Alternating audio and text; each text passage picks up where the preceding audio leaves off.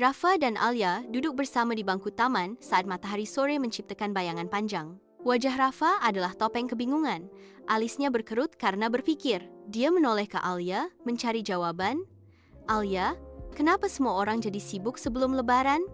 Apa istimewanya Hari Raya Idul Fitri? Alia mendengarkan dengan saksama, ekspresinya berpikir saat dia mempertimbangkan pertanyaan Rafa. Suara Alia bergema, melukiskan gambaran nostalgia tentang tradisi keluarga. Dalam kilas balik yang hidup, keluarga Alia sibuk dengan kegiatan, mengubah rumah mereka menjadi surga kehangatan. Alia kecil, penuh semangat muda, dengan antusias melibatkan diri dalam persiapan. Dulu, aku selalu senang membantu ibu membersihkan rumah.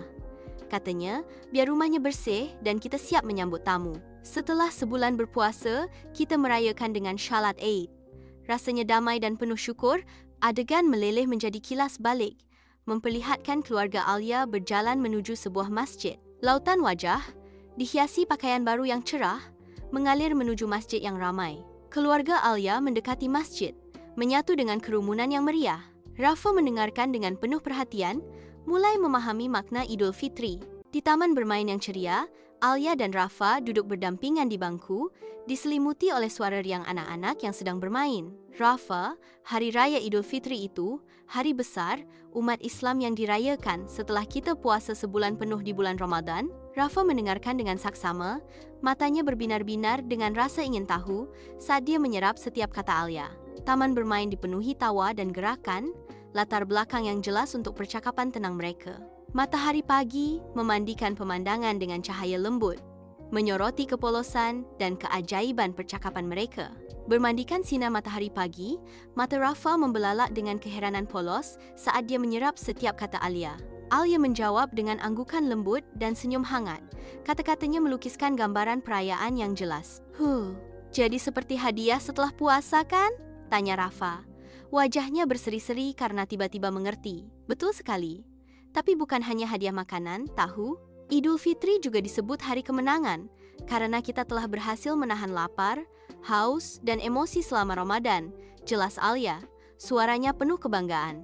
Ekspresi Rafa berubah, sekarang terlihat terkesan oleh penjelasan Alia yang bijaksana. Mata Rafa membelalak takjub saat dia menatap Alia, bermandikan cahaya pagi keemasan. Pas banget. Dan karena itu, kita juga saling memaafkan supaya kembali suci, bersih seperti bayi yang baru lahir. Wah, keren. Jadi, kita kayak jadi versi terbaik dari diri kita, bersatu dalam pemahaman bersama mereka. Rafa dan Alia bertukar senyum, menikmati kedamaian dan kegembiraan Idul Fitri.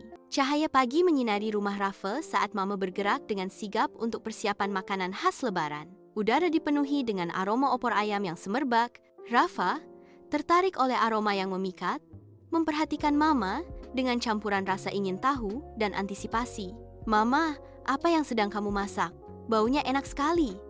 Seru Rafa, matanya berbinar-binar karena takjub. Mama tersenyum hangat, matanya berbinar dengan cinta saat dia berbagi tradisi. Ini ketupat dan opor ayam nak. Untuk Lebaran besok, jawab Mama, suaranya dipenuhi antisipasi lembut. Bermandikan cahaya lembut, Rafa membungkuk, rasa ingin tahu terukir di wajahnya. Alia tersenyum hangat, siap membagikan rahasia tradisi. Rafa, kalau soal tradisi, pasti banyak kan? Soalnya aku lihat di rumah, Mama udah masak ketupat dan opor ayam dari tadi malam. Alia, yup, di Indonesia ada banyak tradisi khas. Seperti sholat Id di pagi hari, silaturahmi ke rumah keluarga, makan makanan khas, sampai bagi-bagi THR. Rafa, hei, itu bagian favoritku. Hehe. Ruangan dipenuhi tawa saat Rafa mengantisipasi tradisi favoritnya. Mata Alia bersinar dengan kasih sayang saat dia berbicara, senyumnya berseri-seri. Rafa mengangguk setuju. Ekspresinya mencerminkan kehangatan yang sama. Tapi jangan lupa, yang paling penting adalah kebersamaan dan saling memaafkan, ya? Ruangan itu dipenuhi dengan antisipasi yang tak terucapkan untuk perayaan Lebaran yang akan datang. Halaman rumah dipenuhi dengan energi gembira Idul Fitri, di mana setiap tawa, jabat tangan, dan ucapan selamat melukiskan pemandangan perayaan yang jelas. Di tengah perayaan yang meriah, Alia dan Rafa mencari ketenangan di bangku taman. Kehadiran mereka menjadi kontras yang tenang dengan kerumunan yang ramai.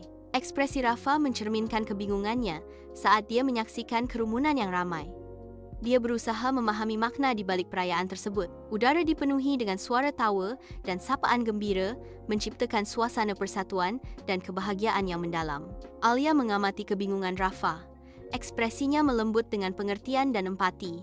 Di bawah sentuhan lembut matahari, halaman terbangun.